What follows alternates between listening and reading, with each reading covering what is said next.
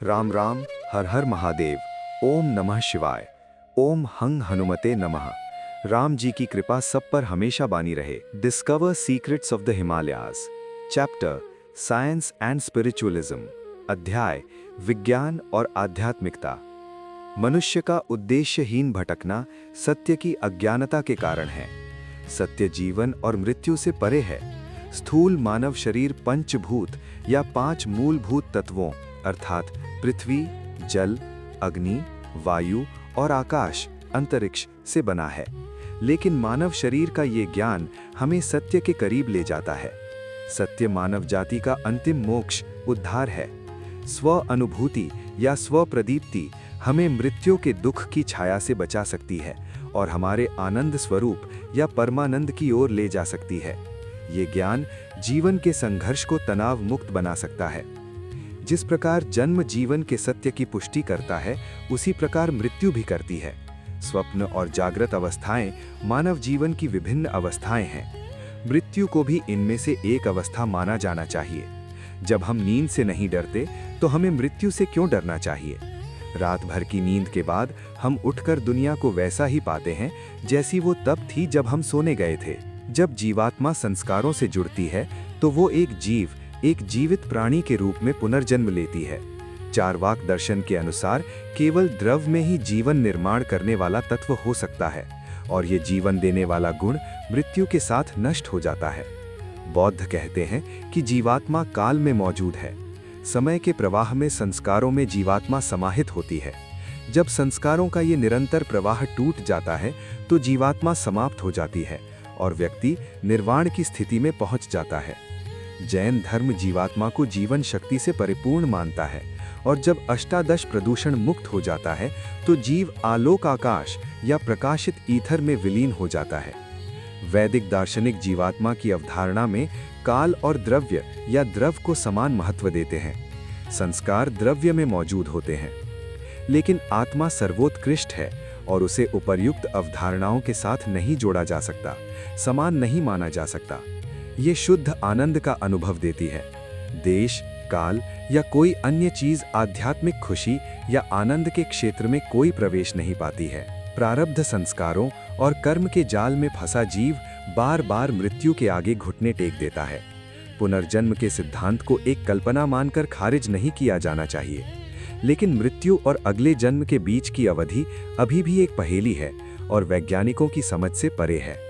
आध्यात्मिक रूप से उन्नत योगी ही इस पर प्रकाश डाल सकते हैं। आधुनिक वैज्ञानिक भी ये साबित करने की कोशिश कर रहे हैं कि दृश्य और अदृश्य दुनिया मौजूद हैं और वे सूक्ष्म कंपनों से बनी हैं। सूक्ष्म जीव, ऊर्जा और विचार पैटर्न सूक्ष्म कंपनों के घटक हैं। आत्मा इन तीनों का एक अनूठा संयोजन है। मृत्यु के बाद आत्मा किसी भी रूप में प्रकट हो सकती है और अपनी इच्छा से गायब हो सकती है। इसलिए हम ये निष्कर्ष निकाल सकते हैं कि आत्मा का एक रूप है और ये सूक्ष्म उपपरमाणु कणों अर्थात न्यूट्रॉन से बनी है। न्यूट्रॉन अत्यंत सूक्ष्म कण है और उनका वजन लगभग 0 होता है।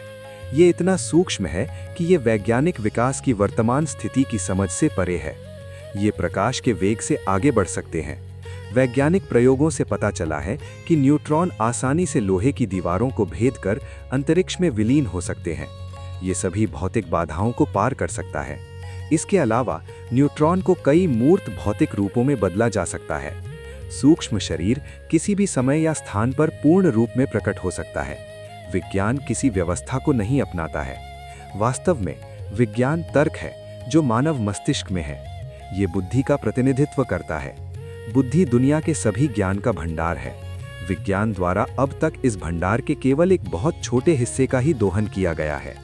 सूक्ष्म शरीर या सूक्ष्म विज्ञान का तार्किक उत्पाद है। एक वैज्ञानिक अपने तर्क से चलता है और अपनी परिकल्पना का समर्थन करने के लिए कई उदाहरण दे सकता है। विज्ञान केवल संभावनाओं की दुनिया पर ध्यान केंद्रित करता है और इसका निष्कर्ष संभावनाओं पर टिका होता है। इन तर्कों से कोई निश्चित उत्तर नहीं निकलता है।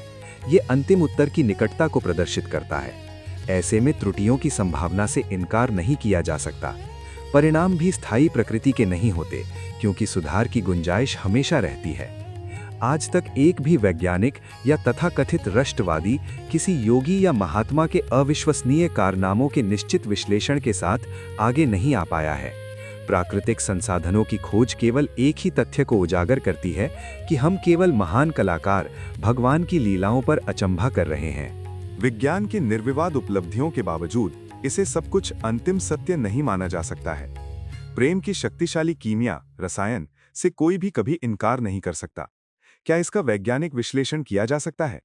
इसी तरह विज्ञान किसी व्यक्ति को संगीत स्वीकार करने या उसे अस्वीकार करने के लिए दबाव नहीं डाल सकता। वैज्ञानिक कृत्रिम अंग बना सकते हैं, लेकिन संवेदनशील मानव अंग का निर्माण उनकी शक्ति से परे है। मानव शरीर की विभिन्न गतिविधियां अक्सर चमत्कार पैदा करती हैं और जीवन के रहस्य को गहरा करती हैं। दार्शनिक और विज्ञान के लोग लंबे समय से इस रहस्य को सुलझाने में खुद को लगाए हुए हैं। मानव शरीर अत्यंत जटिल है। इसमें होने वाले विभिन्न रासायनिक परिवर्तनों की निगरानी सूक्ष्म मानव मन द्वारा की जाती है। उदाहरण के लिए, एंटीबॉडी का उत्पादन एक ऐसी ही गतिविधि है जिसे कृत्रिम साधनों के माध्यम से प्राप्त नहीं किया जा सकता है। वेदांत, विज्ञान और योग के मेरे तुलनात्मक अध्ययन का मुख्य इरादा इस बात पर जोर देना है कि यह सभी एक ही श्रृंखला का हिस्सा है। आह्वान के रूप में वेदांत के शब्द ईश्वर और प्रकृति के संलयन को व्यक्त करते हैं। विज्ञान सत्य की तार्किक व्याख्या की खोज में लगा हुआ है। योगी का दृष्टिकोण पूरी तरह से अलग है। ये मानव शरीर को एक प्रयोगशाला के रूप में मानता है और स्व अनुभूति या आत्म साक्षात्कार की विधि सिखाता है। योग के अनुसार मानव शरीर के 3 सबसे सूक्ष्म कणों अर्थात इलेक्ट्रॉन, प्रोटॉन या न्यूट्रॉन की तुलना स्थूल, सूक्ष्म और कारण अवस्थाओं से की जा सकती है। विज्ञान ने ब्लैक होल की खोज कर ली है, लेकिन व्हाइट होल की खोज अभी बाकी है। दूसरी ओर योग बहुत आगे है, क्योंकि इसने बहुत पहले ही जीवन के सूत्रों की खोज कर ली थी। सौर मंडल से हमें जो न्यूट्रॉन की मात्रा प्राप्त हो रही है वो अपर्याप्त है, क्योंकि हमारी आवश्यकता अधिक है। इसलिए आधुनिक वैज्ञानिकों को इस समस्या पर ध्यान देना चाहिए और नए संसाधनों की खोज करनी चाहिए। एक योगी को शुरुआत, विघटन और अंतिम विनाश का ज्ञान होता है। जिस तरह वैज्ञानिक अपने परमाणु आविष्कारों का अंतरिक्ष पर उपयोग कर रहे हैं, उसी तरह एक योगी अपने शरीर में अपान और प्राण की गति का उपयोग कर रहा है और नाभि केंद्र से उत्पन्न गर्मी का उपयोग अपने शरीर पर कर रहा है। योग जीवन की स्पष्ट परिभाषा देता है। जीव, जीव से परे और मानव अस्तित्व का उद्देश्य। जीव और जगत के बीच का संबंध योग का विषय है। ये प्रकाश स्तंभ के रूप में कार्य करता है और भ्रम तथा अज्ञानता के अंधकार को दूर करता है। स्व में लीन होना योग का मूल है। मनुष्य की यात्रा कभी समाप्त नहीं होती है। हर पल नए का जन्म और पुराने की मृत्यु हो रही है। काल के प्रवाह में अनगिनत सूक्ष्म जीवों का जन्म और मृत्यु परिवर्तन और क्षण भंगुरता का संकेत देते हैं। ये उदाहरण दुनिया की परिवर्तनशीलता को समझने के लिए एक सादृश्य के रूप में कार्य कर सकता है। अपने जीवन के किसी चरण में एक आदमी खुद को अनसुलझे सवालों के उलझाव में पाता है। सामाजिक दायित्वों से खुद को मुक्त करने के बाद वह अद्वैत दर्शन पर ध्यान करना शुरू करता है। उस पर आत्मा का ज्ञान उदित होता है। मेरी पुस्तक का उद्देश्य अपने पाठकों के सामने अपने आध्यात्मिक अनुभवों को प्रकट करना है। मैंने सृष्टि को 2 भागों में प्रस्तुत किया है। पहला भाग मैं से संबंधित है और दूसरा भाग यह पर प्रकाश डालता है। जो सर्वज्ञ है वह मैं हूं, ये भावना है। जड़ को जानने के लिए एक चेतन प्राणी की आवश्यकता है और ऐसे व्यक्ति को चैतन्य के रूप में जाना जाता है। केवल एक स्वप्रकाशित व्यक्ति ही मैं और यह के बीच तथा सृष्टि और संसार के बीच अंतर कर सकता है। इन सभी अवस्थाओं में जो चैतन्य है वह ईश्वर है। प्रकृति अचेतन है, इनसेंटिएंट, और इसे काल कहा जा सकता है। चैतन्य ब्रह्म का प्रभाव जड़ काल में प्रजनन के गुणों को प्रेरित करता है। राम राम, हर हर महादेव, ओम नमः शिवाय, ओम हंग हनुमते नमः। राम जी की कृपा सब पर हमेशा बनी रहे। धन्यवाद।